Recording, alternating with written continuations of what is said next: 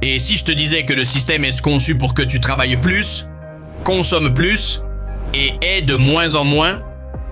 La réalité, c'est que le capitalisme moderne a créé un paradoxe. Tu peux gagner plus d'argent et pourtant t'appauvrir.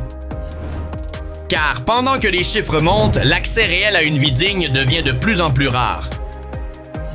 Il s'agit de regarder les faits, de comprendre comment un système qui promettait liberté et croissance a fini par produire précarité et endettement. Bienvenue dans le capitalisme moderne, le système qui te laisse croire que tu gagnes, alors qu'il t'appauvrit. Le capitalisme est un système économique basé sur la propriété privée des moyens de production, la recherche du profit et le fonctionnement des marchés libres. Dans ce système, la majorité des biens et services sont produits par des entreprises privées en concurrence les unes avec les autres. Les décisions sur quoi produire, comment le produire et pour qui sont prises par le marché, c'est-à-dire l'offre et la demande. En théorie, le capitalisme récompense l'innovation, l'effort et le mérite individuel. Plus tu produis, plus tu gagnes. Plus tu es efficace, plus tu deviens compétitif. Mais en pratique, le système a aussi tendance à concentrer la richesse, à générer des inégalités et à privilégier la rentabilité au détriment du bien-être collectif. Comment fonctionne le capitalisme? Imagine que le capitalisme est un grand casino. Tu entres avec l'illusion de gagner. Il y a des lumières, du bruit, des prix, des promesses de réussite. On te dit que si tu joues bien tes cartes, tu sortiras riche. Et c'est vrai, certains gagnent. Mais ce que personne ne te dit, c'est que dans ce casino, les règles ont été fixées par la banque. Le système est conçu pour que la maison gagne toujours. Tu mises ton temps, ton énergie, ta santé, tes années. Et pendant que tu essayes de doubler ton salaire, eux doublent leur patrimoine, sans bouger de la table. Tu peux avoir une bonne série, oui, mais tôt ou tard, le système prendra sa commission. Le problème, ce n'est pas qu'il y ait des gagnants. Le problème, c'est que le jeu est conçu pour que la majorité perde lentement en croyant qu'elle est sur le point de gagner. Ce n'est pas un accident. Cela arrive parce que le capitalisme moderne est conçu pour maximiser les profits, pas pour les répartir. À mesure que la technologie progresse et que les entreprises deviennent plus efficaces, elles peuvent produire plus avec moins d'employés. Résultat, plus de précarité. En même temps, les grandes entreprises ne partagent pas les bénéfices de cette croissance avec leurs travailleurs. Elles les réinvestissent ou simplement les accumulent. Les gouvernements, en plus, baissent les impôts des plus riches, tolèrent les paradis fiscaux et dérégulent des secteurs clés. Et le résultat?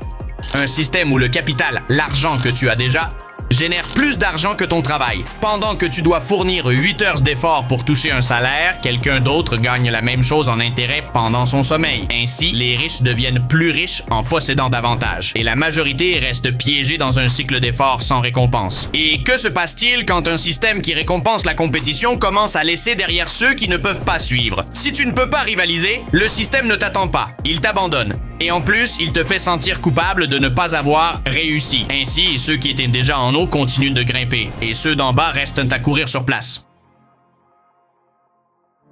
Au cours des dernières décennies, la productivité mondiale a augmenté, la technologie a progressé, les entreprises ont généré plus de profits que jamais. Mais les salaires réels de la majorité des gens ont stagné. Tu travailles plus, tu produis plus, mais ton pouvoir d'achat reste le même, voire pire. Pendant ce temps, le 1% le plus riche de la population accumule plus de richesses que les 99% restants. Et cet écart ne cesse de grandir. Voyons comment fonctionne le capitalisme dans la pratique. Si le capitalisme avait une pancarte d'accueil, elle dirait « Bienvenue dans le rêve américain ». Mais derrière ce rêve se cache un cauchemar silencieux. Les États-Unis sont pour beaucoup l'emblème du capitalisme moderne. Innovation, multinationales, consommation de masse, progrès technologique. Mais c'est aussi le pays avec l'une des inégalités les plus brutales du monde développé. Tandis que les milliardaires accumulent des chiffres, des millions de travailleurs ne peuvent pas payer leur loyer. Ces dernières décennies, les salaires moyens ont stagné, tandis que les profits des entreprises ont explosé. Le coût de certains droits, devenus des privilèges, a augmenté, mais le salaire du travailleur moyen ne suit pas. Il y a des choses qui devraient être incontestables. Avoir un toit, de l'eau potable, une éducation, Et bien sûr, la santé. Dans un système où tout a un prix, même ton bien-être physique devient un produit. Dans le capitalisme extrême, les droits humains deviennent des services premium. Et ce qui devrait être universel est vendu au plus offrant. Voici la véritable contradiction. Un pays avec des ressources presque illimitées, mais des millions de personnes piégées dans la pauvreté structurelle. Parce que dans un capitalisme sans contrôle, le succès de quelques-uns repose sur la précarité du plus grand nombre.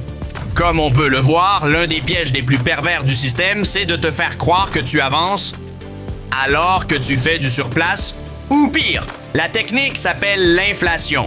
L'augmentation continue des prix. Mais quand les prix augmentent plus vite que ton salaire, ton pouvoir d'achat baisse, même si ton revenu monte. Alors, quand on t'annonce une augmentation de salaire de 10%, mais que l'inflation est de 15%, on ne te donne pas plus. On te prend avec le sourire. Cela transforme beaucoup d'augmentations en illusion de progrès. Une façon d'apaiser les tensions sociales sans rien changer en profondeur. Et pire encore, quand les salaires suivent les prix de loin, on te pousse à t'endetter davantage pour couvrir ce que tu payais avant en liquide. Alors, quand le système ne peut pas t'offrir une vraie stabilité, il te donne en échange une illusion de liberté. La possibilité de consommer. Peu importe si tes revenus réels ne suffisent pas, si ton logement est instable ou si tu n'as pas d'épargne, le marché te dit « Tu peux tout avoir » en plusieurs fois. C'est ainsi qu'est né le besoin de consommer pour te sentir validé. Tu achètes des choses parce qu'elles te donnent l'impression de contrôler quelque chose. Tu te récompenses avec un nouveau téléphone, un abonnement en plus, un achat impulsif. Avais-tu vraiment besoin de cela? Ou avais-tu juste besoin de sentir que tu ne perdais pas pied?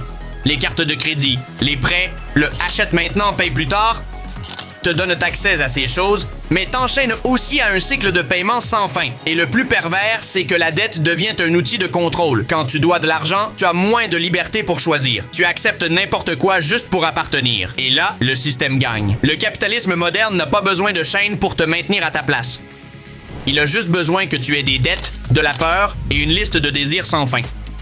Ainsi, l'inflation ne vide pas seulement ton portefeuille, elle dilue aussi ta dignité. Elle te fait remercier pour des augmentations qui ne suffisent pas et te force à vivre dans une course contre le temps où le système court toujours plus vite que toi. La dette chronique, celle que tu ne finis jamais vraiment de rembourser, te transforme en prisonnier d'un système qui promet la liberté, mais te laisse sans option. Quand tu es endetté, tu ne peux pas dire non. Tu vis pour payer. À tel point qu'aujourd'hui, sous le capitalisme moderne, le logement est devenu un produit de luxe. Le prix d'une maison dépasse des dizaines, voire des centaines de fois ce qu'une personne gagne en un an. Et si tu ne peux pas acheter, tu dois louer à un prix qui te contraint à donner la moitié de ton salaire juste pour exister. Pour la majorité, la seule option est de s'endetter sur 20, 30, voire 40 ans. Un crédit immobilier n'est pas seulement un outil financier, c'est une condamnation à des décennies de dépendance. Le logement n'est plus vu comme un espace de vie, mais comme un investissement. Et quand quelque chose d'aussi fondamental devient une marchandise, son prix ne répond plus aux besoins humains, mais aux lois du marché. Tu savais que ce système a conduit le monde à une crise financière en 2008? En 2008, le capitalisme financier a montré son pire visage. Une bulle spéculative, alimentée par des banques et des fonds d'investissement, s'est formée autour des subprimes, des prêts accordés à des personnes qui ne pouvaient pas les rembourser, comme s'il s'agissait d'actifs sûrs.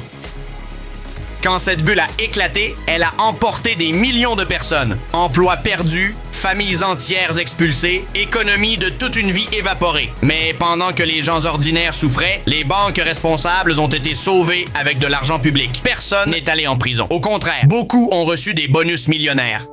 La crise de 2008 n'a pas seulement été un effondrement économique, c'était une preuve que le système protège ceux d'en haut, même si cela signifie sacrifier ceux d'en bas. Et plus d'une décennie plus tard, peu de choses ont changé. Le capitalisme ne se présente pas comme un ennemi. Il se déguise en liberté, en opportunité, en progrès. Il te promet que si tu fais les choses bien, tu y arriveras. Et pendant que tu cours après ce rêve, tu manques de temps. Il s'agit de comprendre que le système est conçu pour profiter à une minorité pendant que les autres survivent à peine. Penses-tu que nous sommes piégés dans un système qui ne nous rend pas ce que nous donnons? Laisse ton avis en commentaire et abonne-toi si tu veux voir plus de vidéos comme celle-ci. À la prochaine!